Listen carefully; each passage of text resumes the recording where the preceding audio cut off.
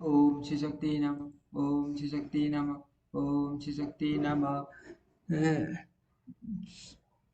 संत वेशधारी पुरुष के द्वारा जैन धर्म का वर्णन, उसके बहकावे में आकर वेन की पाप में प्रवृत्ति और सप्त ऋषियों द्वारा द्वारा द्वारा उसकी भुजाओं का मंथन।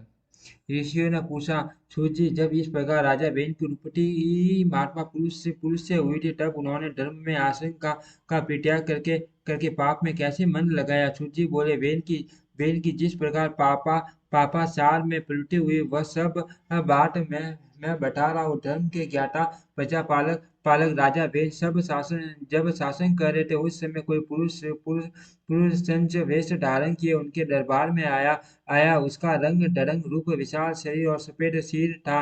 वह बड़ा कांतिमान जान पड़ता था। कांख में मोरपंख की बनी हुई मार्जनी ओगा ओगा दबाए और एक हाथ में नारियल नारियल का जल पात्र कमंडलू धारण किए, वह वेद शास्त्रों का दूषित करने वाला शास्त्र का पाठ कर रहा था। जहाँ महाराज वेद बैठे थे, उसी स्थान पर वह बड़ी उतावली के साथ पहुंचा। उसे उसे आया देख वेद ने पूछा, आप कौन हैं जो ऐसा अद्भुत रूप धारण किए यहाँ आए हैं? मेरे सामने सब बातें सच सच बताइए।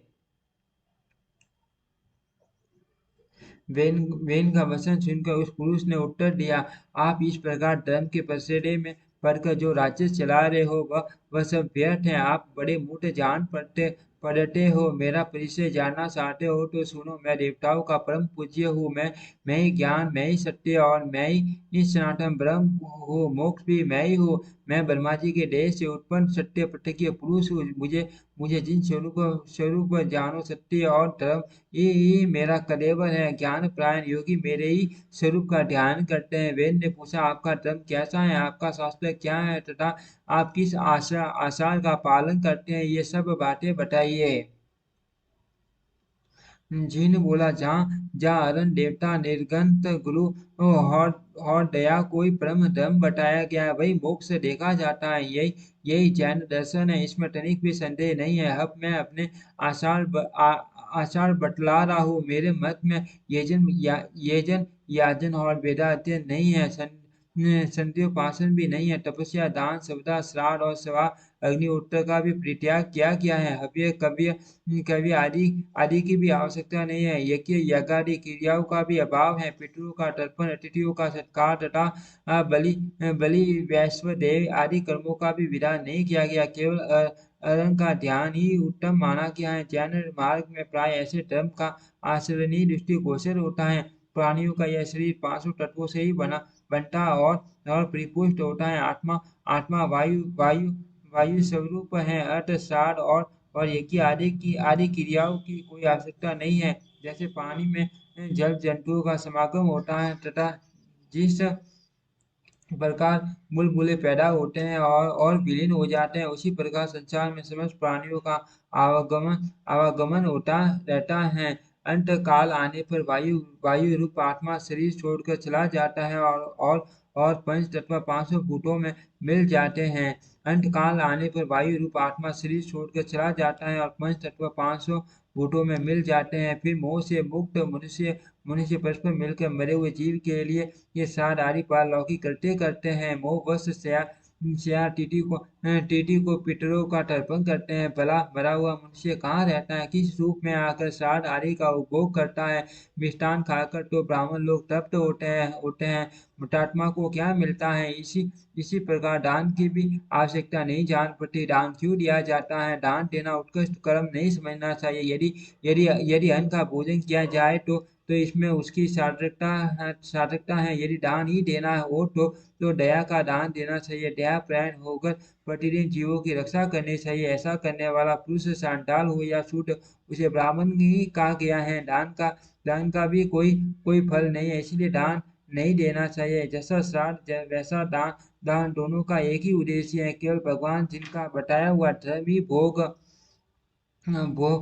तथा मोक्ष प्रदान करने वाला है। मैं आपके सामने उसी का वर्णन करता हूँ। वह बहुत पुण्यदायक है। पहले शांत चित्त से सब पर दया करनी चाहिए, फिर हृदय से मन के शुद्ध भाव से सरासर स्वरूप एकमात्र जिनकी आराधना करनी चाहिए, उन्हीं को नमस्कार करना नमस्कार करना उचित है। नरश्रेष्ठ वेन माता पिता के चरणों में भी कभी मस्तक नहीं झुकाना चाहिए। फिर औरों की तो बात ही क्या है। वेन ने पूछा, ये ब्राह्मण तथा आश्चर्य गण गंगा आदि नदियों को पुण्य तीर्थ बतलाते हैं। इनका कहना है ये तीर्थ मान पुण्य प्रदान करने वाले, इसमें कहाँ तक सत्य है यह बताने की कृपा कीजिए। जिन बोला, महाराज आकाश से बादल एक ही समय जो पानी बरसाते हैं वह पृथ्वी और पर्वत सभी स्थानों में गिरता है, वही बहकर नदियों नदियों में एकत्रित होता है और वहां से चलता जाता है। नदियाँ नदियाँ तो जल बहाने वाली हैं वाली हैं। उनमें तीर्थ कैसा सरोवर और समुद्र सभी जल के आश्रय हैं।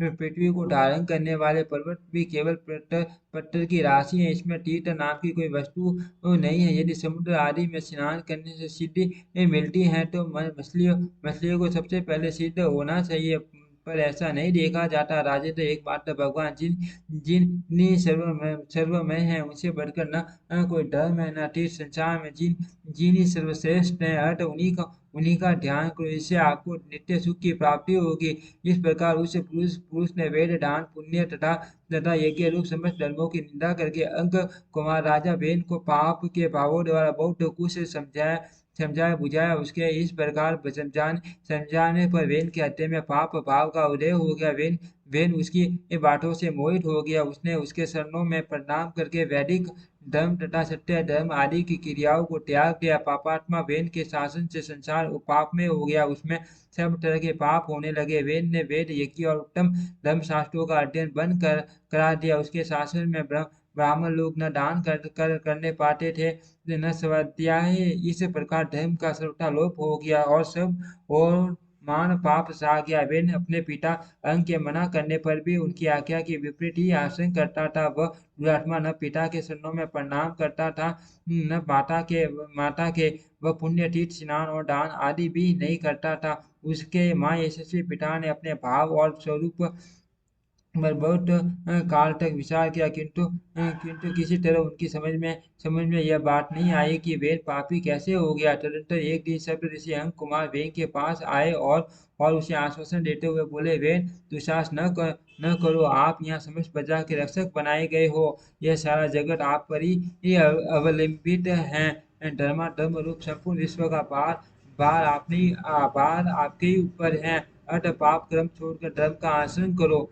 सब ऋषियों के यो कहने पर वेद हंसकर बोला, मैं ही ब्रह्म धर्म और मैं ही सनातन देवता अरण दाता रक्षक और सत्य सत्य भी मैं ही हूँ। मैं परम पुण्य पुण्य में सनातन जैन धर्म हूँ। ब्राह्मणों, मुझे धर्म रूपी देवता का ही आप लोग अपने कर्मों द्वारा भजन करो। ऋषि बोले, राजेंद्र, ब्राह्मण क्षत्रिय और वैश्य ये तीन वन दिवाजित कहलाते हैं। इन सभी वर्णों के लिए सनातन श्रुति ही परम प्रमाण है। समस्त प्राणी वैदिक आचार से ही रहते हैं और उसी से जीविका चलाते हैं। राजा के पुण्य से प्रजा का सुखपूर्वक जीवन निर्वाह करती हैं और राजा के पाप से उसका नाश हो जाता है।